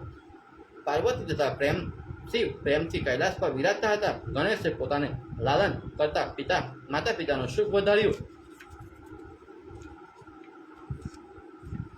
તેમજ કાર્તિક સ્વામી ત્યાં ગણેશ બંને વળી માતા પિતાના સેવકમાં અધિક તત્પર રહેતા હતા. તેથી બંને માતા પિતાના સ્નેહથી લીધે શુક્લ પક્ષમાં જેમ ચંદ્રમાં વૃદ્ધિ પામે તેમ દિન પ્રત્યે વૃદ્ધિ પામવા લાગ્યા. એક વખતે બેઠેલા તે શિવ તથા પાર્વતી વિચાર કરવા લાગ્યા કે બંને પુત્રો વિવાહ કેમ કરવો. આપણને શું ને એવા કાર્તિક સ્વામી જેમ પ્રિયતમ છે તેમજ ગણેશ પણ પ્રિયતમ છે. એ વખતે બંને પુત્રો પરસ્પર આવી રીતે વાત કરે છે. ગણપતિ કહે છે કે પ્રથમ હું પરણીશ. કાર્તિક સ્વામી કહે કે પ્રથમ હું પરણીશ. એ રીતે પરસ્પર વાત કરવા તત્પર એવા બંનેનો વિવાદ સાંભળી પરમ વિસ્મય પામેલા શિવ પાર્વતીએ મનમાં વિચાર કર્યો કે આપણે એમ કરવું, એ બંનેનો વિવાહ કેવી રીતે કરવો. તે રીતે વિચાર કરીને એક યુક્તિ રચી. એક વખતે બંને પુત્રોને બોલાવી, એ પુત્રો, અમે પૂર્વ એક નિયમ કર્યો છે કે અમારે બંને પુત્રો સમાન છે, માટે તે પ્રમાણે વર્તનારો શુભ વિવાહ પ્રથમ કરવું. એમ કહીએ છીએ કે જે સમગ્ર પૃથ્વીને જલ્દીથી ફરી પાછળ ઘેર આવે તેનો વિવાહ પ્રથમ કરવો. એવા મહાદેવ પાર્વતીના વચન સાંભળી સર્જન્મમાં એવા કાર્તિક સ્વામી ઘરમાં હિતત્કાર પૃથ્વીની પરિક્રમા કરવા ગયા. ગણપતિ ત્યાં જ વારંવાર વિચાર કરવા લાગ્યા કે શું કરવું ને ક્યાં જવું. મારાથી સ્થૂળ શરીરે એક પગલું પણ ચાલી શકાય તેમ નથી. થોડું ચાલું પણ પછી તો મારાથી ચલાય જ નહીં. માટે ત્યારે આવી પૃથ્વીની પરિક્રમા કરી હું સુખ ક્યાંથી પામું. હે વિપેન્દ્રો, એમ વિચારી પછી ગણેશે જે કાર્ય કર્યું તે કહું છું. ગણેશે યથાવિધિ સ્નાન કરી પોતાના ઘરમાં આવી પોતાના માતા પિતાને કહ્યું, હે માતા પિતા, તમારા પૂજન માટે અહીં બે આસન સ્થાપન કર્યા છે. એવા ગણપતિના વચન સાંભળી પાર્વતી તથા પરમેશ્વર બેઉ પૂજા ગ્રહણ કરવા માટે આસન ઉપર બિરાજમાન થયા. એટલે ગણેશે તેમની પૂજન કરી વારંવાર પ્રદક્ષિણા કરી. એ રીતે 7 વાર પ્રદક્ષિણા કરી હાથ જોડી અત્યંત પ્રેમવાળા માતા પિતાને કહ્યું, હે માતા, હે પિતા, મારો શુભ વિવાહ જલ્દી કરો. એવા ગણપતિના વચન સાંભળી માતાએ તેને કહ્યું કે તું સમુદ્ર પડે પૃથ્વી સારી રીતે પ્રદક્ષિણા કરીને આવ. તારો ભાઈ કુમાર પણ પૃથ્વી પ્રદક્ષિણા કરવા માટે ગયો છે, માટે તું જલ્દી જા અને તેવી રીતે પૃથ્વીની પ્રદક્ષિણા કરીને તેનાથી વહેલો આવ. એટલે પ્રથમ વિવાહ કરીએ. એવા પાર્વતીને પરમેશ્વરના વચન સાંભળી કોઢ પામેલા ગણપતિએ કહ્યું, હે ઉત્તમ દેવો, હું સત્ય વચન કહું છું તે સાંભળો. મેં તો 7 વખત પૃથ્વીની પરીક્ષા કરી, છતાં તમે માતા પિતા આ ફરી વાર એવી આજ્ઞા કરો છો. એવા ગણપતિના વચન સાંભળી માતા પિતાએ કહ્યું, હે પુત્ર, આખી પૃથ્વીની તે ક્યારે પરીક્ષા કરી. ત્યારે ગણેશે વિનમ્રથી કહ્યું, તમારે બંનેનું પૂજન કરી મેં પૃથ્વીની પ્રદક્ષિણા કરી. કેમ કે વેદ અને ધર્મમાં શાસ્ત્રમાં એવા વચન છે કે તમે 7 વાર પ્રદક્ષિણા કરી તે પૃથ્વીની થઈ ચૂકી છે. કારણ કે વેદાંતિકમાં નિરૂપણ કરેલું છે કે સત્ય છે. તે વેદાંતિકમાં કહેલું છે કે માતા પિતાનું પૂજન કરી તેમને જે પ્રદક્ષિણા કરશે તેને નિશ્ચય પૃથ્વી પ્રદક્ષિણા કર્યા જેટલું ફળ થાય. તે જે પુરુષ માતા પિતાને ઘેર મૂકી દઈ પોતે તીર્થ જાય તો તેને માતા પિતાને ગણવા જેટલું પ્રાપ્ત થાય. પુત્રને તો માતા પિતાના ચરણાવીજમાં જ મોટું તીર્થ છે. બીજા તીર્થો તો દૂર થઈ રહ્યા, માટે ત્યાં જવાની શું ફળ પ્રાપ્ત થાય ને. આ તો ધર્મનું સાધન અને નજીકનું સુલભ તીર્થ છે. પુત્ર અને સ્ત્રીને તો અત્યંત સુશોભન એવા ઘરમાં જ તીર્થ છે. પુત્રને માતા પિતા અને સ્ત્રીને પોતાનો પતિ એ જ તીર્થ છે. એ રીતે શાસ્ત્ર તથા વેદ નિરંતર આજ્ઞા કરે છે. માટે માતા પિતાની પ્રદક્ષિણા કરી તે પૃથ્વી પ્રદક્ષિણા ફળ કરનારી ન થાય તો તમે એમને વેદનું કથન અસત્ય કરી ગણાશે. તમે જ્યારે વેદે પ્રતિપાદન કરેલું સત્ય થાય માટે નિગુણ એવું તમારું રૂપ પણ અસત્ય થાય. કેમ કે તમારું રૂપ પણ વેદે પ્રતિપાદન કરેલું છે. માટે જે રીતે જલ્દી થાય તેમ મારો શુભ વિવાહ કરો, અથવા વેદશાસ્ત્રે કહેલું અસત્ય છે એમ કહો. બંનેમાંથી જે અત્ય શ્રેષ્ઠ હોય તેમ કરો. એવા ગણપતિના વચન સાંભળી પાર્વતી અને પરમેશ્વર બંને વિસ્મય પામ્યા. ઓમ નમઃ શિવાય, ઓમ નમઃ શિવાય, ઓમ નમઃ શિવાય. इति श्री महापुराणे ज्ञान संहिताમાં ગુજ્જર ભાષે ગણેશ નામનો અધ્યાય સમાપ્ત. ગણેશ અને કાર્તિકની પ્રદક્ષિણા અંગેની વાતો આપણે નાનપણથી સાંભળતા આવેલા હતા. તે પણ આજે આપણે અહીં શિવ મહાપુરાણ કથામાં સાંભળી અને હવે આપણે આગળનો અધ્યાય વધારીશું. સુત હે ઋષિઓ, શિવ તથા ગિરિજાએ બુદ્ધિમાં કુશળ એવા ગણેશને કહ્યું, હે પુત્ર, તે યથા જ ભાષણ કર્યું. હે પુત્ર, મહાત્મા એવા તને નિર્મળ બુદ્ધિ ઉત્પન્ન થાય તે રીતે જે કર્યું તે સત્ય છે. દુઃખ ઉત્પન્ન થાય તે વખતે જેની બુદ્ધિ વિશિષ્ટ સારી થાય તેનું દુઃખ સૂર્ય ઉગ્યાથી જેમ અંધકાર નાશ પામે તેમ નાશ પામે છે. વેદે શાસ્ત્ર તથા પુરાણ વિશે જે કહ્યું તે કર્યું. માતા પિતાની પરિક્રમા કરવાથી પૃથ્વીની પરિક્રમા કરવાનું ફળ મળે છે. એ રીતે વેદ પુરાણ તથા વિવિધ પ્રકારના શાસ્ત્રમાં કહેલું છે. માટે કોઈ પ્રકારે પણ તે પરિક્રમણ કર્યું તે સારું કર્યું. અમે તે માન્ય કર્યું.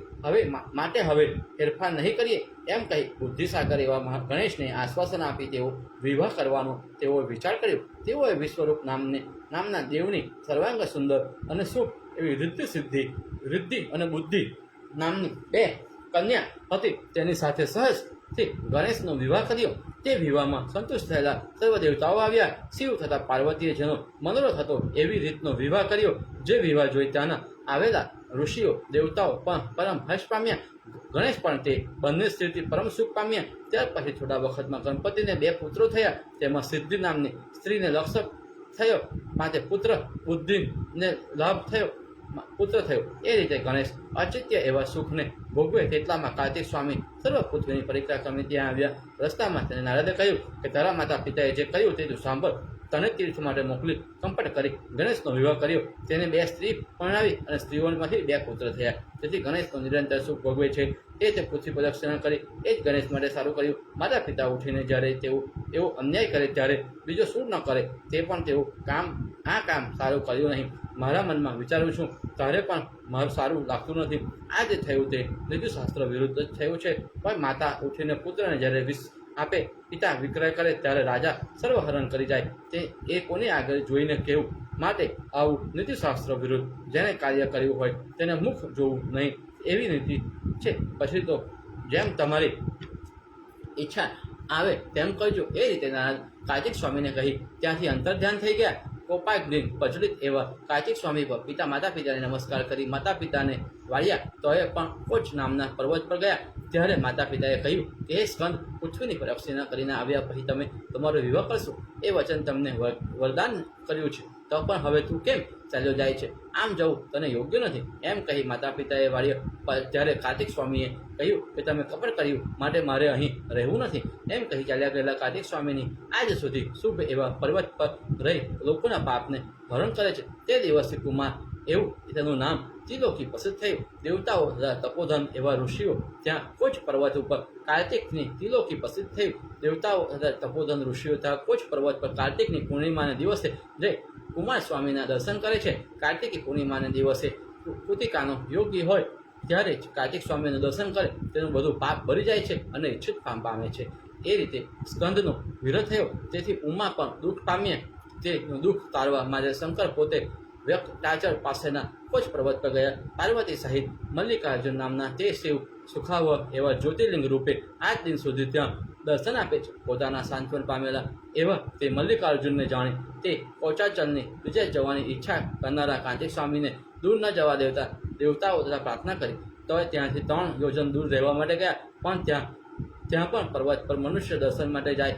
અમાવાસ્ય દિવસે શંભુ પોતે ત્યાં જાય અને પૂર્ણમાસીના દિવસે ત્યાં પાર્વતી જાય છે. કાર્તિક સ્વામીનું આ વૃત્તાંત તે મેં તમને પૂછ્યું તે તમને કહ્યું. જે સાંભળી મનુષ્ય સર્વ પાપથી મુક્ત થાય છે. શ્રી ઇતિ શિવ પુરાણે જ્ઞાન સંહિતામાય ગુજ્જર ભાષામાં ગણપતિ પરિજન્ય નામનો અધ્યાય સમાપ્ત. હે શિવ ભક્તો, હવે આપણે આગળની કથા શ્રવણ કરીશું. હે સુત, તમે બધું જાણો છો, કંઈ પણ તમારું અજાણ્યું નથી. માટે હવે શિવનું મહાત્મ્ય તમે કહો. હે સુત, તમે ધન્ય છો, કૃતજ્ઞ છો. તમારા સત્સંગથી અમારું જીવન સાર્થક છે. એવા ઋષિઓના વચને સાંભળી સુત કહેવા લાગ્યા કે તમે લોકોના હિત માટે સારું પૂછો. તમે પણ કુલભૂષણ છો, પવિત્ર તથા ધન્ય છો. કેમ કે સાક્ષાત શિવ તમારા પરમ દૈત્ય છે, દૈવત્ય છે. તમને શિવની કથા સદા પ્રિય છે. માટે તમે ધન્ય છો, કેમ કે તેઓ શિવની ઉપાસના કરે છે, તે ખુદા છે, તેઓનો દેહ સફળ થાય છે તેમ, તથા તેમણે પોતાના કુળનો ઉદ્ધાર કર્યો, જેના મુખમાં સદા શિવ શિવ એવું શુભ નામ છે, જેમણે ખેર અંગારાને કોઈ સ્પર્શ કરે નહીં, તેમ પાપ સ્પર્શ કરે નહીં. શ્રી શિવાય નમસ્તુભ્યમ. એ રીતે મુખમાંથી જે વખતે કહે તે વખતે તેનું મુખ જે જુએ તેને તીર્થનું ફળ મળે એમાં સંશય નહીં. જે મનુષ્યના મુખમાં હંમેશા શિવનું નામ, અંગે વિભૂતિ અને રુદ્રાક્ષ એ ત્રણેય હોય, તેના દર્શન માત્રથી મનુષ્ય વૈની સ્નાનના ફળ નામે જાય છે અને પામે છે. શિવનું નામ, વિભૂતિ અને શુભ એવી ત્રીજી રુદ્રાક્ષ એ ત્રણ વસ્તુ નિરંતર જેના શરીર પર રહે છે, તેનું પાપ ને હરના દર્શન પણ લોકોના દુર્લભ છે. તેનું દર્શન ગયા ગંગા, વેણી અને સરસ્વતી રૂપ છે. જેમ જે પુરુષ જાણતો નથી તે દર્શનથી નર ને નારી તત્કાળ પાપિષ્ઠ થાય છે. જેના કપાળ પર વિભૂતિ હોય નહીં, કંઠમાં રુદ્રાક્ષ હોય નહીં અને જેના મુખમાં શિવની વાણી હોય નહીં, તે પુરુષ જેવો રીતે અત્યંત ત્યાગને કરે છે તેવી રીતે ત્યાગ કરવો. શિવનું નામ, ગંગા, વિભૂતિ, યમુના તથા વિધિથી થયેલા રુદ્રાક્ષ સર્વ પાપને નાશ કરે છે. જેના મુખમાં શિવનું નામ, અંગે વિભૂતિ તથા રુદ્રાક્ષ એમ ત્રણેય હોય, તે એકબીજાનું ત્રણેયનું ફળ, એકબીજાનું ત્રિવેણીના દર્શનનું ફળ એ બંને કરો. હિતકારી બ્રહ્માએ તોલ કર્યો છે ત્યારે તેનું ફળ સમાન થયું. માટે વિદ્વાન પુરુષોએ તો ત્રણેય સદાના ધારણ કર્યા. તે દિવસથી આરંભી પુરાતન એવા બ્રહ્માજી દેવતાઓ દર્શન માત્રથી પાપને હરનાર એવા ત્રણેયને ધારણ કરે છે. ત્રણના દર્શનનું કેટલું ફળ છે, ત્યારે ધારણ કરનારને એથી વધારે ફળ થયું તેમાં તો શું કહેવું?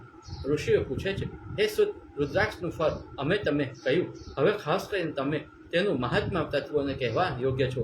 જેના સોનકાદિક વચનો સાંભળી સુત તેઓને કહેવા લાગ્યા, હે ઋષિઓ, તમે સારું પૂછ્યું. માટે પુરાતન એવું આખ્યાન હું તમને કહું છું, સાંભળો.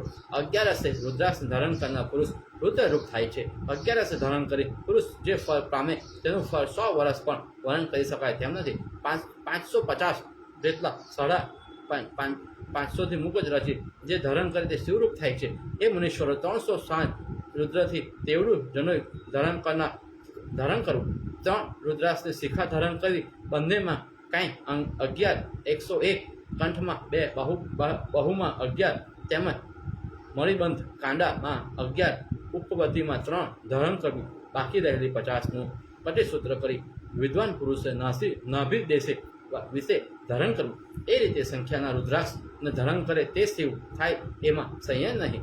એ રીતે રુદ્રાક્ષ ધારણ કરીને શુભ એવા આસન ઉપર બેસી શિવનું ધ્યાન કરતા, શિવ શિવ શિવ એ રીતે ઉચ્ચાર કરતા પુરુષને જે રીતે જુઓ તે પુરુષ દ્રષ્ટિ માત્રમાં સર્વ પાપથી મુક્ત થાય. રુદ્રાક્ષ ધારણ કરેલો જે પુરુષ એક આસન ઉપર બેસી 5 લક્ષ મંત્ર જપે તેનો સાપ તથા અનુગ્રહમાં સમર્થ થાય. તે વખતે તેનું દર્શન કરનારને પણ ગંગાનું સ્નાનનું ફળ મળે. ત્રિકુટ અને રુદ્રાક્ષ સાથે મૃત્યુંજયનો જપ કરનાર પુરુષને જે જુએ તે રુદ્રાક્ષને મારા વડે નિરંતર શિવના મંત્રનું સ્મરણ કરે તેઓ શિવના મંત્રના સ્મરણથી સહસ્ત્ર ગણું ફળ થાય.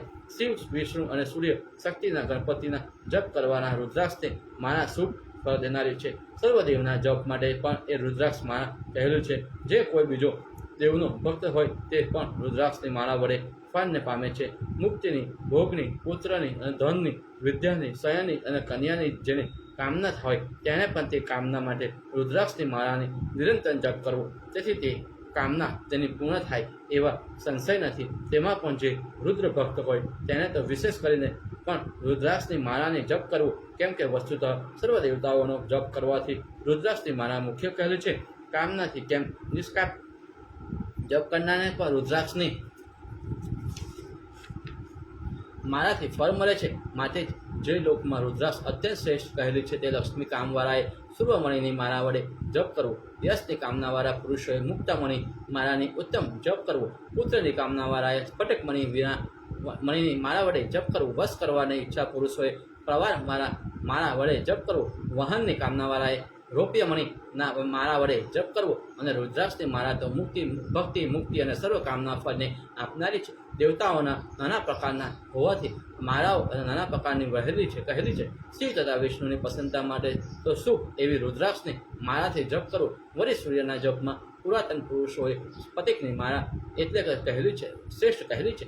મુક્તા અને પ્રવારની ચંદી પસંદ થાય ને પ્રવારથી તત્કાળ ગણેશ સંતુષ્ટ થાય. રુદ્રાક્ષ વિશે કહીને હરને પસંદ કરનારી મુક્તાયુક્ત રુદ્રાક્ષ માળા વડે હરિ એવા વિષ્ણુ પોતે સંતુષ્ટ થાય. નાના પ્રકારની ઉપાસનાને ભેદ કરી પણ નાના પ્રકારનું કહ્યું એ બધું ફળ રુદ્રાક્ષની માળામાંથી પ્રાપ્ત થાય.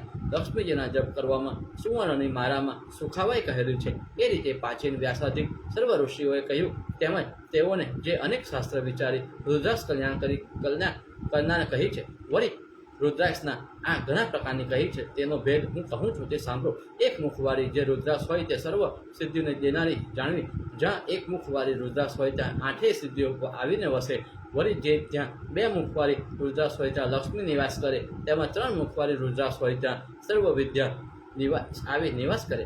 4 મુખવાળી રુદ્રાક્ષ હોય ધર્મ અર્થ કામ અને મોક્ષરૂપ 4ને વર્ણન કરી દેનારી છે. 5 મુખવાળી રુદ્રાક્ષ હોય જેને ત્યાં હોય ત્યાં પાપર રહિત થાય છે. હે ઋષિઓ, તેમાં એક મુખવાળી રુદ્રાક્ષ દુર્લભ છે. તે બોરના ફળ જેવડી થાય છે તો પણ લોકોમાં સુખ સૌભાગ્ય અને વધારનારી હોય છે, ઉત્તમ દેનારી છે. વળી આંબળા જેવડી જે હોય તેને અનિષ્ટ નાશ કરે છે. ચણા જેટલી વર્તુળાકાર સુંદર આકૃતિવાળી રુદ્રાક્ષ થાય તેનો તે એક મણિ પણ અમૂલ્ય છે. ત્યારે તેને મારા બહુ મૂલ્યવાન થાય તેમાં શું કહેવું? તે મણિમાં સાક્ષાત શંભુમાં રહ્યા છે. એ વિશે પણ કંઈ વિચાર કરવા જેવું નથી. ચક્રવર્તી રાજ્ય પણ તેની તુલના યોગ્ય નથી. હે ઋષિવર, તે ચણા જેટલી વર્તુળાકાર રુદ્રાક્ષની માળાને તે સુવર્ણનો ધારણ કરવી નહીં. મૂલ્ય આપ્યા વગર ગ્રહણ કરેલી તે મારા વિપરીત ફળ આપે માટે મૂલ્ય આપી ધારણ કરવી. પુણ્ય માટે કોઈ પણ આપે તો મૂલ્ય આપ્યા વગર પણ ગ્રહણ કરવી નહીં. ચણા જેવડી રુદ્રાક્ષ બહુ પુણ્ય દેનારી છે, પાપ ફળનારી છે, બુદ્ધ દેનારી છે, ભોગ અને મોક્ષ આપનારી છે. કઈ સર્વસ્વ આપીને પણ તે ઉત્તમ મારા ગ્રહણ કરી. ગુંજા ચરોઠી સરખી જે થાય તે સર્વાધ ફળને સાધનારી જાણવી. જેમ જેમ નાની હોય તેમ તમે અધિક ફળને દેનારી જાણવી. એકબીજાથી નાની રુદ્રાક્ષનું ફળ બાહ્ય પુરુષોએ 10 ગણું અધિક કહ્યું છે. એ શ્રેષ્ઠ ઋષિઓ, લોકોમાં જેમ રુદ્રાક્ષની શ્રેષ્ઠ માળા ફળ દેનારી કહેવાય છે તેવી જ રીતે બીજી માળા કહેવાતી નથી. પાપનો નાશ કરવા માટે પુરુષોએ રુદ્રાક્ષ ધારણ કરવી અથવા માટે સર્વાર્થના સાધનભૂત એવી ધારણ કરવી. જેના અંગમાં રુદ્રાક્ષની માળા હોય નહીં તે વળી રુદ્રાક્ષના માળાને જપ કરતો ન હોય તો એનો અંગનો દાયા પુરુષને સ્પર્શ કરવો નહીં અને તેથી અત્યંત દૂર રહેવું. રુદ્રના ભક્તોએ તો પોતે વિશેષ કરીને કલ્યાણ માટે રુદ્રાક્ષની માળા ધારણ કરવી. શિવના નામનું ઉચ્ચારણ કરતા ભક્તિ એવા જેઓ રુદ્રાક્ષ ધારણ કરે તેઓ સર્વ બીજમાં જેમ વિવિધ પ્રકારના અંકુર ફંગાય છે તેમ રુદ્રાક્ષથી બીજી ઉત્તમ એવી મુક્તિ દેખે છે. એ ઋષિઓ, બીજા પણ કેટલાક ફળ રુદ્રાક્ષમાં દેખાય તે રીતે રુદ્રાક્ષને ધારણ કરનારાઓ માટે હિત માટે કહું છું. રુદ્રાક્ષની માળાને ધારણ કરનાર પુરુષને જો કોઈ ભૂત પ્રેત પિશાચ દાકીની અને બીજા કોઈ દ્રોહ કરનારા તથા કૃત્રિમ એવું જે કંઈ અનિષ્ટ હોય તે સર્વ નાશ પામે છે. રુદ્રાક્ષની માળા જોઈ શિવ તથા વિષ્ણુ પસંદ થાય છે. માટે બુદ્ધિમાન પુરુષોએ આ ચિહ્નો વડે રુદ્રાક્ષને શુભ જણાવી. એક મુખવાળી રુદ્રાક્ષને ધારણ કરનાર પુરુષ પ્રવાહની સન્મુખ જઈ એટલે જળમાં ડૂબવાનો ભય રહે નહીં. 2 મુખવાળી રુદ્રાક્ષ ધારણ કરનારને અગ્નિનો ભય રહે નહીં. 3 મુખવાળી રુદ્રાક્ષને ધારણ કરનારને શસ્ત્ર ઇત્યાદિનો ઘા લાગે નહીં. જ્યારે 4 મુખવાળી રુદ્રાક્ષ હોય ત્યાં ઘરમાં આવેલા ચોર પણ અંધ થઈ જાય અને જળ મૂકીને તે 4 મુખીવાળી ડૂબી જાય તે રીતે તરે નહીં. 5 મુખવાળી રુદ્રાક્ષ સર્વ અનર્થને નિવૃત્ત કરે છે અને સર્વનો ભોગ શુભ દેનાર તે જળમાં ડૂબે નહીં. એ રીતે સારી રીતે ફળ જાણી ધર્મની વિવિધ વૃદ્ધિ માટે ધારણ કરવી. તેમાં પણ જન્મ સૂતક, મરવાનું સૂતક તથા મર તથા મૂત્રના વિસર્જન વખતે ભોજન વેરા તથા અતિકાર વેરા રતિકાર વેરા રુદ્રાક્ષ ત્યાગ કરવી. સ્નાન, દાન, જપ, હવે સ્વાધ્યાય, પિતૃતર્પણ, વિષ્ણુ સર્વાધિક પૂજા તથા સાધકાળમાં રુદ્રાક્ષ ધારણ કરવી. હે મુનીશ્વરો, જે તમે મને પૂછ્યું હતું તે સર્વ મેં તમને કહ્યું. રુદ્રાક્ષની મારામાં પરમ શુભ એવા મહાત્માને નિરંતર સાંભળે તે શિવની અતિ પ્રિય થાય છે. ઇતિ શિવ પુરાણે જ્ઞાન સહિતામાય ગુજ્જર ભાષાય રુદ્રાક્ષ મહામંત્રમ અધ્યાય સમાપ્ત. રુદ્રાક્ષની માળાનું જે મહત્વ છે તે આપણે આજે આ અધ્યાયમાં સાંભળ્યું. રુદ્રાક્ષની એકમુખી, દ્વિમુખી, ત્રિમુખી, ચતુર્થમુખી અને પંચમુખી માળાઓ ધારણ કરવાથી એક પુરુષ, એક માણસ, એક માનવ કયા પુણ્યને પ્રાપ્ત કરે છે અને એને પહેરવાના નિયમો શું છે, ક્યારે એને પહેરવી અને ક્યારે એને ત્યજવી, એ બધી આપણે વાતો અહીંયા સાંભળી. હવે આપણે આગળની કથા કરીએ તે પહેલાં આપણે એક નાનું સરખું શિવજીને યાદ કરતું ભજન આપણે સાંભળીશું એ હવે આપણે આગળ વધારીએ. ઓમ નમઃ શિવાય.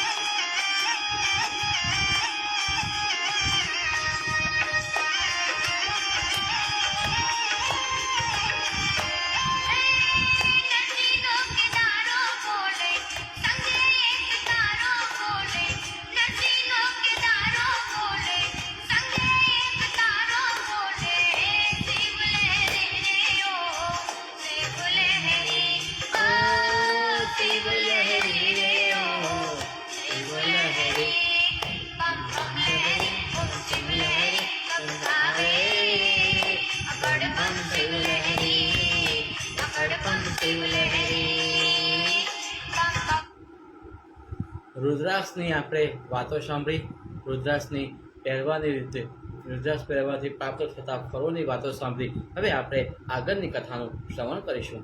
ઋષિઓ, હે સુત, લોક કલ્યાણના કામની માટે તમે સારું કહ્યું, વળી ફરી ઉત્તમ એવું શિવનું મહાત્મ્ય કહ્યું. હે પ્રભુ, તમારા મુખ કમળથી શ્રવણ કરતા અમે તૃપ્ત થતા નથી. માટે પૃથ્વીમાં જે તીર્થ જેટલા લિંગ હોય, પાતાળમાં જતા સર્વાધિકમાં પણ પ્રસિદ્ધ હોય જે લિંગ હોય, એ રીતે જ્યાં શિવલિંગ હોય તે સર્વ નિવેદન કરી બતાવો.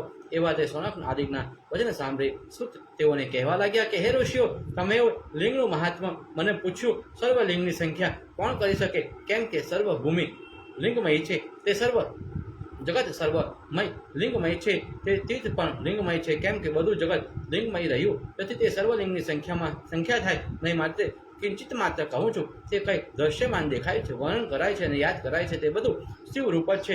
શિવ વિના બીજું કંઈ પણ નથી. તો એ હે ઋષિ, પૃથ્વી પર જેટલા લિંગ છે તેટલા તે માટે પ્રમાણે જે સાંભળું છું તે પ્રમાણે કહું છું તે સાંભળો. લિંગો પાતાળ તથા સ્વર્ગમાં પણ છે. કેમ કે દેવ, અસુર તથા મનુષ્ય એ સર્વ શંભુનું પૂજન કરે છે.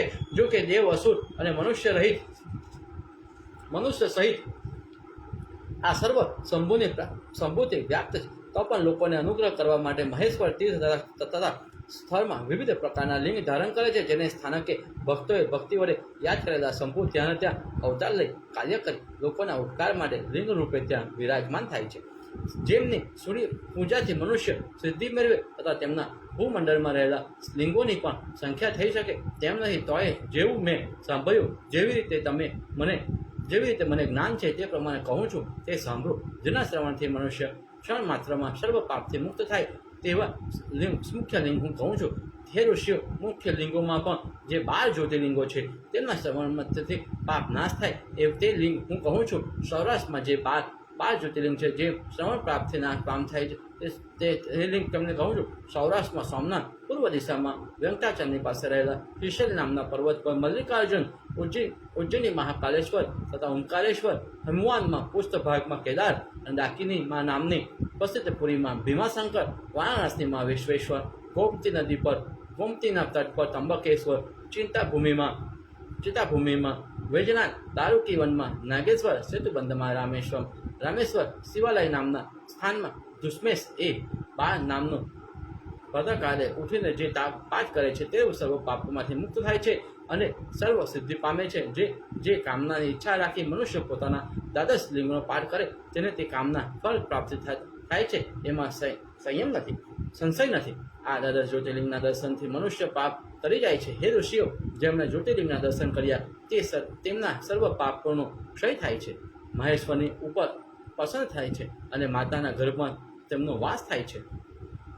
શિવ પૂજન કરવામાં બ્રહ્મા આદિ ગણોને અસ્પર્શ અડકવાનો દોષ નથી. કેમ કે તેઓ સ્વયંભૂ છે અને એમને નિવેદન કરેલું અન્ન પ્રયત્ન ગ્રહણ કરવું અને બીજા કોઈને જમડવું નહીં. કારણ કે શિવ નિર્માલ્યને નિષેધ છે. તે તો જ્યોતિર્લિંગમાં સિવાય બીજા શિવલિંગોની નિર્માણ નિષેધ છે. જ્યોતિર્લિંગોને નિવેદન કરેલું જેમ તેમ તે સર્વ પાપમાં તત્કાળ ભસ્મ થઈ જાય છે.